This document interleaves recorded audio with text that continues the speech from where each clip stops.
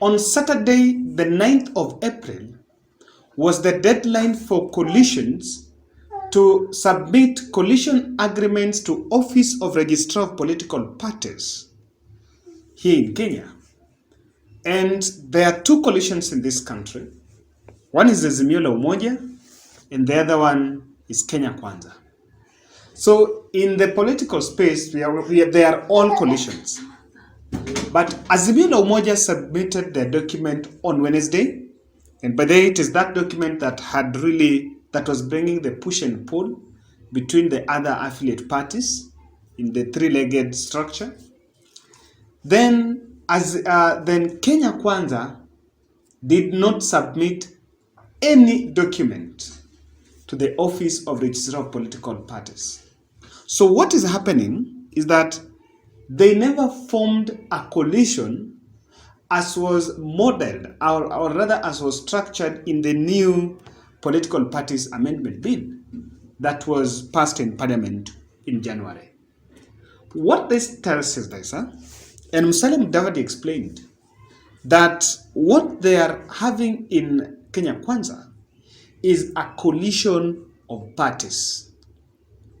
Just parties coming together to work. It is just like what they had in the NASA coalition in 2017. The question that begs, and I think it is not as casual as people have taken it. Why do you think that Deputy President William Samoei Ruto declined Kenya Kwanza to be registered as a coalition party and instead opted to vie for the presidency under UDA? The reason why I'm saying that question is not as casual as people might take it is the week that Musalia Mudavadi was joining the UDA, that Ruto was coming together with the ANC in the Bomas of Kenya event. It is Musalia Mudavadi that went to register of political parties and reserved the name Kenya Kwanza. Now, he was doing that because the OKA, the One Kenya Alliance that they had together with Kalonzo, it is Kalonzo who reserved the name, and it was mostly anchored as a Kalonzo's idea. So when this one came up, it was Musalia Mudavadi that reserved the name. And I think if you follow this channel, at 1 week after that merger, there was a row that emerged between UDA MPs and Musalia Mudavadi, because they were asking, why is it that Mudavadi rushed to even reserve that name and it was adopted as a coalition name before even that coalition is made official? They were complaining that it was fishy. But of course, that conversation disappeared somewhere. And now I understand why it so happened. If you also have been keen, it is Musalia Mudavadi that took the name Kenya Kwanza. When they were in Naivasha, after the Bomas of Kenya event, they went to Nakuru and they were struggling. You could see divisions were out publicly. Mudavadi kept on talking about Kenya Kwanza. The other fellas had not even embraced. So the truth of the matter is that Mudavadi, when they were making an agreement with Ruto, he was very sure and he knew that he is going to make a coalition known as Kenya Kwanza. Now, ladies and gentlemen, as we talk now, there is no coalition with a legally binding anywhere. What they only have is a politically agreed gentleman's agreement. So if they signed something, then it was signed by some street corridors lawyers or someone who is behind it. Like what happened in the NASA coalition of the 2017. Remember the document that Wanjigi says we normally have, and there is also another document that was released by Kalonzo Musyoka. So I am shocked because Musalia Mudavadi, when he joined Ruto, he's been talking of a trust deficit between him and Raila Odinga. So the trust issues that he mentioned, it is a bit shocking because even after learning more from the NASA, he could not still seal the loopholes. As we talk, nothing is binding. So the question that I am trying to figure out here is this. Why do you think so? Remember when the running mate conversation emerged? Moses Wetangula once mentioned that they are in collision of parties. And so if presidential candidate is UDA, then the other one is, the running mate must come from the other parties. Now, what we have seen, and what this has revealed, is that there is nothing like equal partners in UDA, or in Kenya Kwanza, rather to mention. There is nothing like equal partners. They are just friends coming together, and there is the big friend, and there is the small friend. So in this video, I want to tell you the top secrets that personally I've been trying to comb through on what motivated this move. Kindly subscribe to our channel, click the notification bell, and more importantly, I want to ask you, give us your feedback. Why do you think that Ruto opted not to register any coalition?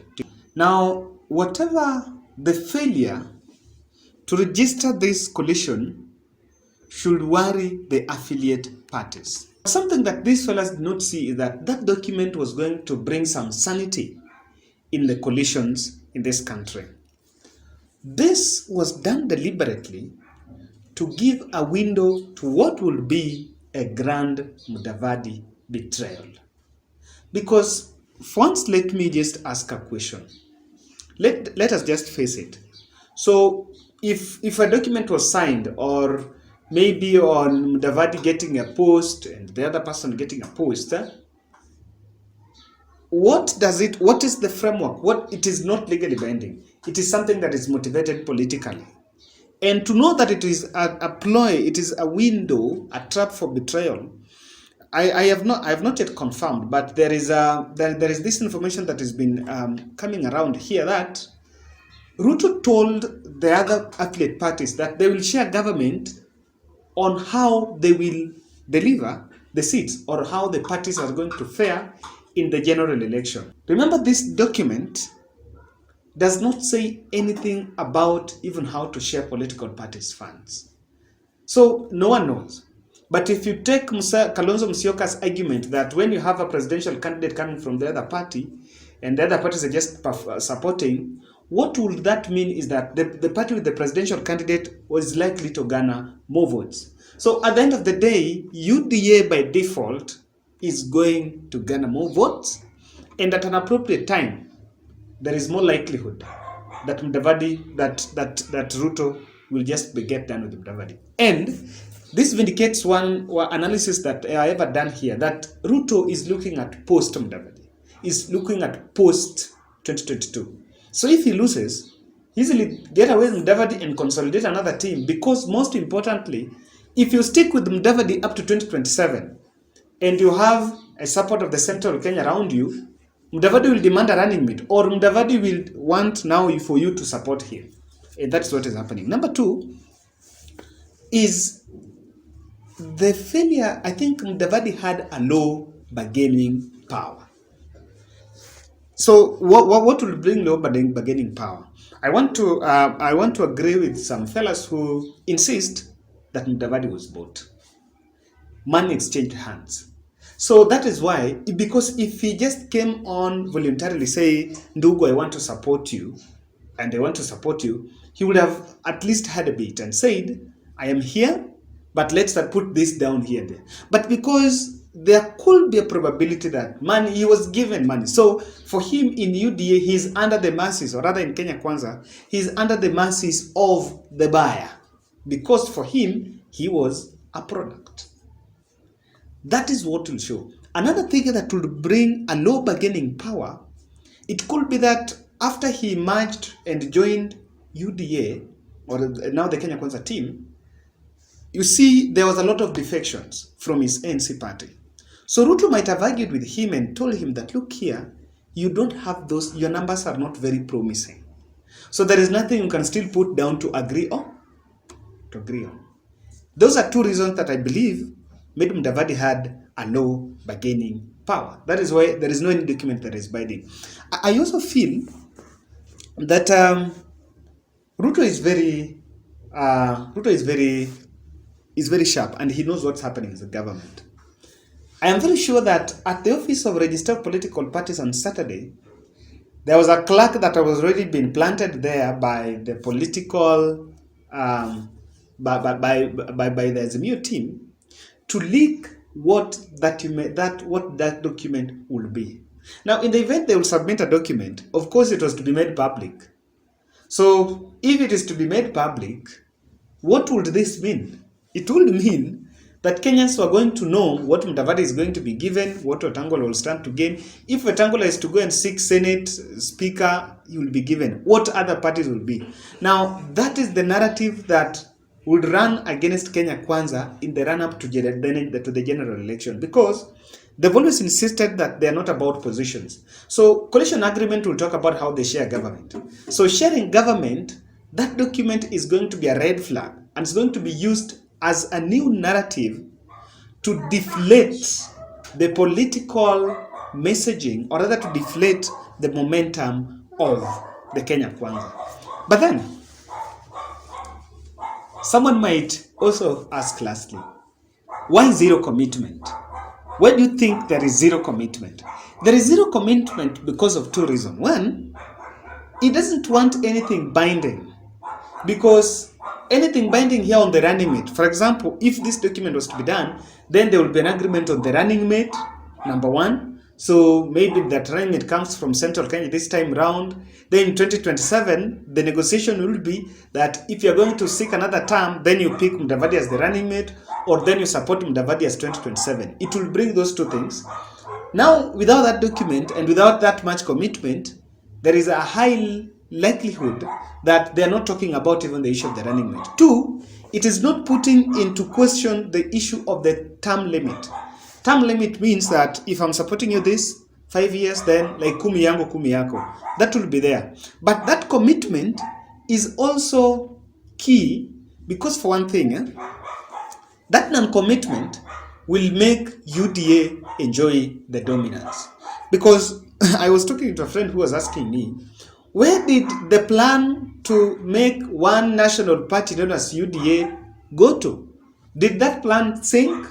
I want to say here that DP Ruto is not, as he says, he's very clever and very crafty.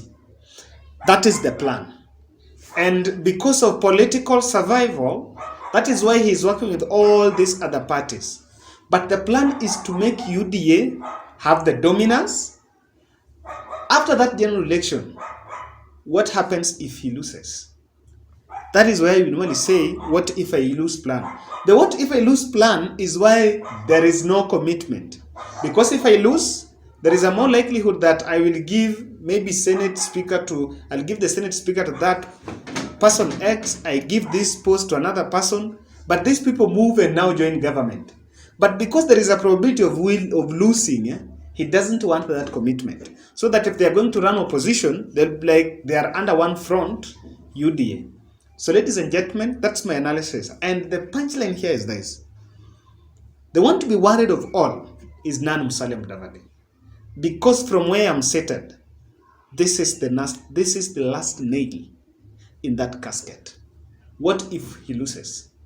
If William Ruto loses, there is no commitment. He will betray Mudavadi, consolidate another team, or even have a handshake with the government of the day, then craft his 2022 plans outside of Musalia Mudavadi after using him and deflating the influence even from the central, even from the western Kenya.